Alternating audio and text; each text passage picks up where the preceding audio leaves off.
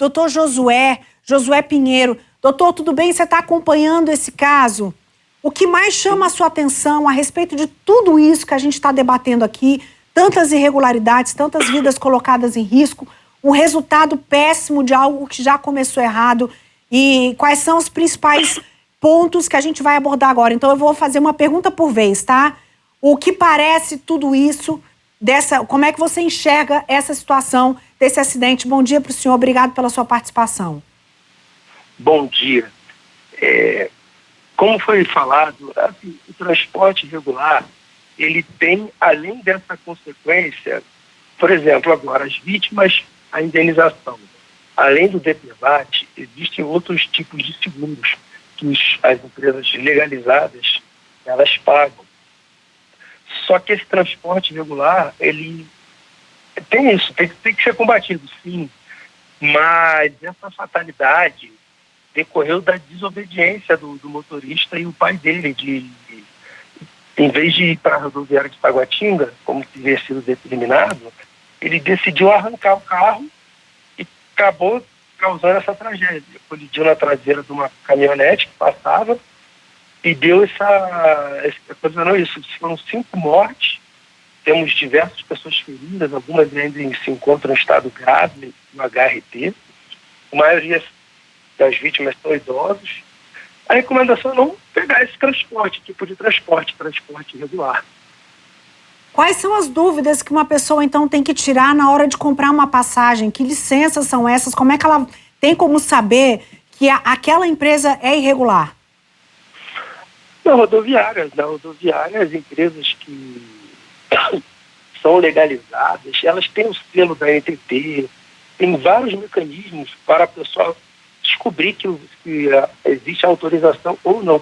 Mas as pessoas, elas também não sabem ver, elas só querem ir. Elas não procuram saber a estrutura, se é legalizado ou não. Porque isso que elas pensam, isso está a cargo do governo. Eu não vou ficar procurando saber. De fato, as pessoas querem chegar.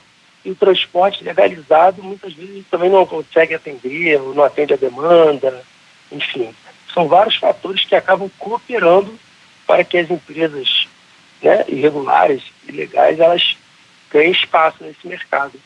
O senhor tem toda a razão. Quando alguém quer chegar, vai na internet, busca o trajeto, vê quais são as empresas que fazem esse trajeto e vê o preço da passagem. Aquele que cabe no bolso é o que a pessoa escolhe, é a forma de economizar e muitas vezes coloca a vida em risco sem nem saber. A gente está falando aqui, delegado, de uma sucessão de crimes. Além das irregularidades burocráticas, né, administrativas com relação às documentações, a gente fala também do estado que o ônibus estava.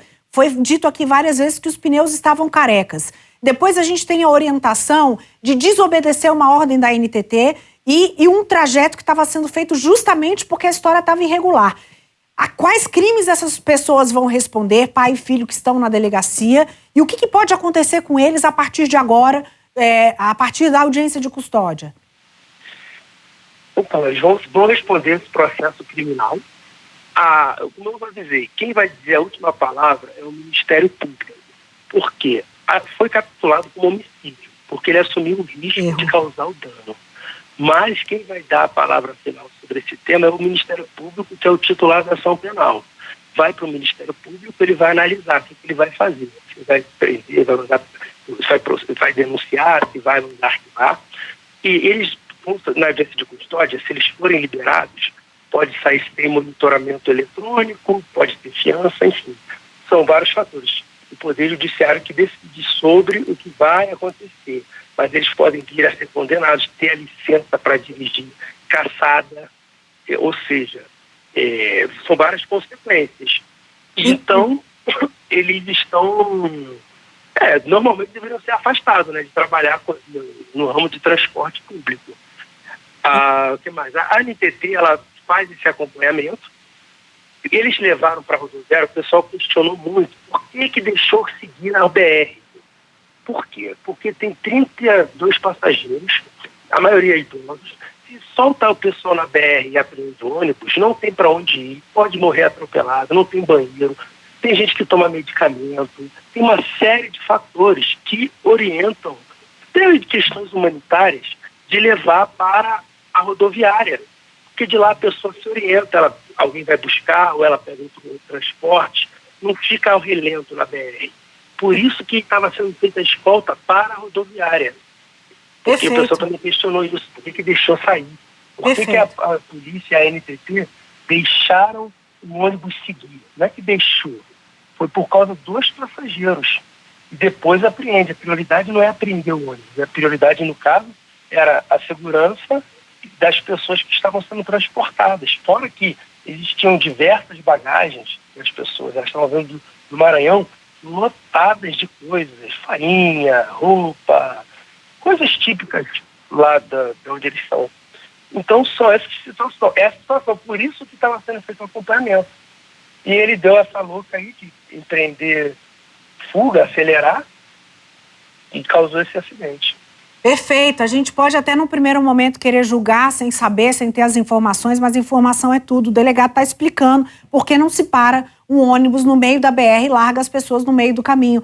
Foi feita a coisa correta. A culpa não é da NTT que não fez o acompanhamento ou que liberou o carro. Ele está explicando o porquê, qual é a logística, o que se faz. E é perfeitamente entendível tudo que o delegado Josué Pinheiro está explicando para a gente agora. Delegado, eu queria saber se eles chegaram a admitir que empreenderam fuga ou explicar por que da velocidade que levou a esse acidente. No depoimento, eles chegaram a reconhecer que estavam errados nesse momento que provocou o acidente? Então, não. Eles não alegaram que estavam em excesso de velocidade. Ele informou que, na verdade, ele não iria para a rodoviária de Itaguatinga e iria para a rodoviária interestadual, que fica em frente ao Parque Shopping. Porque sempre que acontece alguma abordagem, é para lá que eles vão.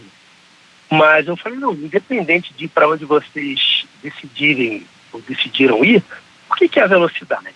Tanto que estava em velocidade, que a pista estava molhada, pelas filmagens fica nítido que estava acima da velocidade. As vítimas sobreviventes, elas informaram que eles estavam acima da velocidade. Então não ficou condizente com o que eles alegaram, entendeu? Por isso que também foi feito o flagrante do homicídio doloso, no caso com dolo eventual. Porque eles não justificaram ter acelerado isso. Acelerou por quê? Porque não precisava acelerar. E, enfim. A gente está acompanhando aqui, delegado, a imagem. De fato estão em alta velocidade. O senhor acabou de afirmar que nitidamente estavam em alta velocidade. Quem estava acompanhando do carro da NTT consegue perceber o momento em que ele acelera. Tudo isso condiz com o depoimento de que estava sendo orientado a empreender fuga. Conversas foram escutadas ali por passageiros. Então, todo o cerco está fechado com relação a pai e filho presos nesse momento. Existia ali algum esboço de remorso, de preocupação, né, com as vítimas, com as pessoas que estavam ali, ou a preocupação maior era com a empresa, com a responsabilização desse acidente? O senhor pode falar sobre isso?